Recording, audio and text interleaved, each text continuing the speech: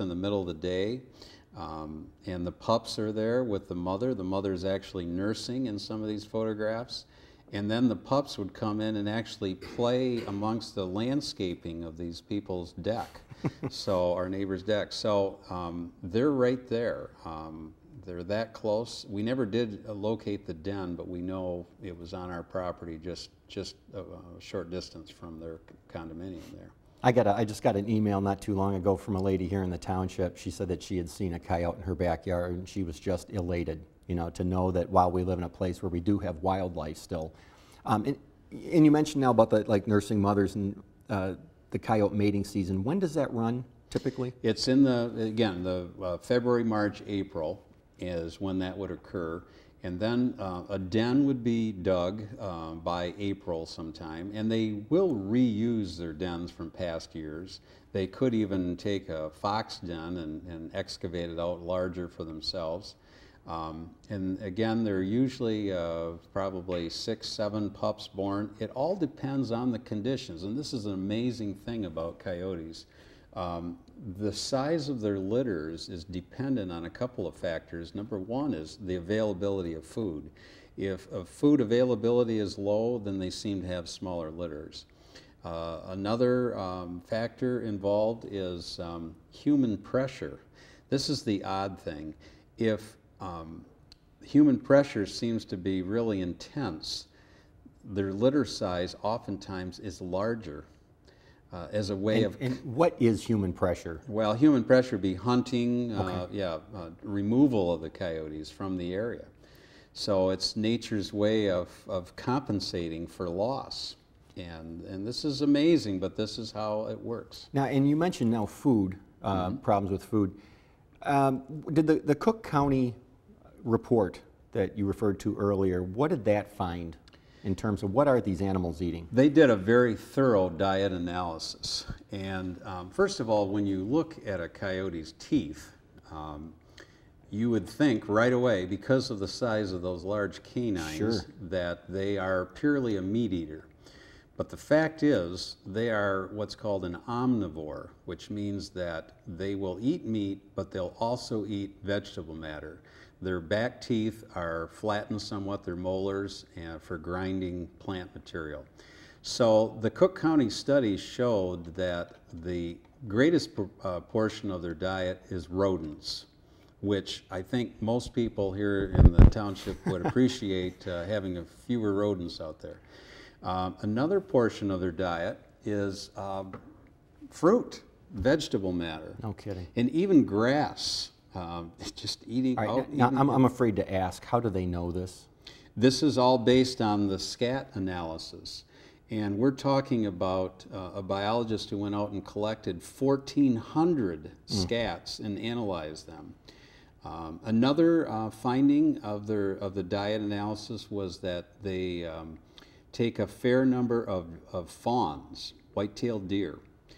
And now some people might not like that idea, but the fact is we have too many communities where the deer population is too high. We know what's going on in Rochester Hills right Sure. now as an example. So the coyotes are doing people a favor. And the one thing that didn't show up in the diet analysis, but they were able to substantiate, is that coyotes are also eating goose eggs. The way they know this is that they set up cameras near goose nest and to find out what predators were coming in to disturb the nest. Sure. And coyotes were the most common predator on goose nests. They'll chase the adult goose off, grab the egg, sometimes eat it there, but sometimes even carry it away and bury it for later retrieval. But nonetheless, coyotes are actually acting as a goose deterrent in communities. Now, and getting back to the skull here, though, it does have canine teeth. Yes. So it does eat meat. Yes. Is it a threat to pets? Yes. The diet analysis also in the study showed that 1% of the scats they collected contained domestic animals, which would probably be cats or small dogs. Okay. And what seems to be the pattern is it has to be a very small animal. During the mating season, there is the opportunity or the possibility of a coyote chasing off a larger dog.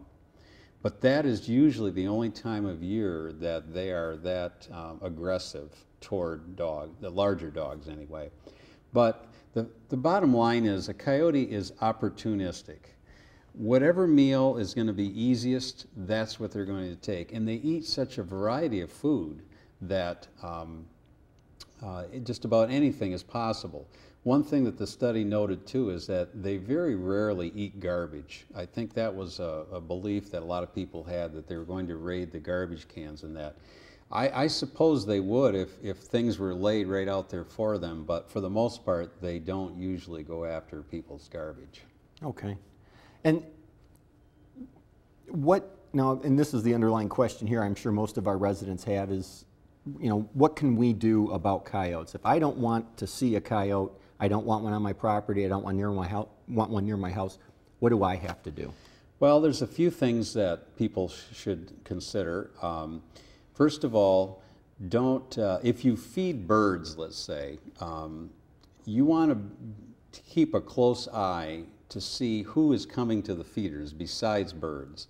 If your feeders attract a lot of small mammals, then there's a possibility that coyotes could come and go after these small mammals.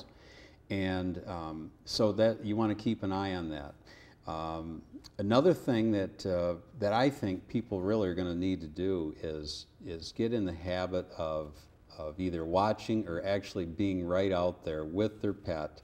I know that might be a nuisance to them, but given the fact that coyotes are in the neighborhood, if you happen to be an owner of a small dog, I just think you need to do that to protect your animal. And would I be mistaken in thinking, however, also this time of year, there's got to be a lot of pressure on the coyote to find the food that it normally eats? Definitely. This is the time of year now, over these next couple months, more than any, that you would probably want to be with your pet. Because again, this is the time of year when they would be more aggressive. When do we, and now you mentioned aggressive though, when do we really need to start worrying? When does a coyote become what you might call a nuisance? A coyote won't become a nuisance ever unless the conditions are there for it to become a nuisance. By nuisance we mean, does it continue to come back day after day and maybe seem to lose its fear of people. The amazing thing about coyotes is that they've been able to spread their population throughout suburban areas where a lot of people live, yet they are afraid of people for the most part. They're going to stay away from people. The Cook County studies showed that in 9 years, there were absolutely 0 attacks or bites of a coyote on a human. Absolutely none. While during that same time, there was anywhere from 2,000 to 3,000 dog incidents. That's amazing. Every year. 2,000 to 3,000. During that 9-year period. 2,000 to 3,000. And those are domestic animals. Domestic animals.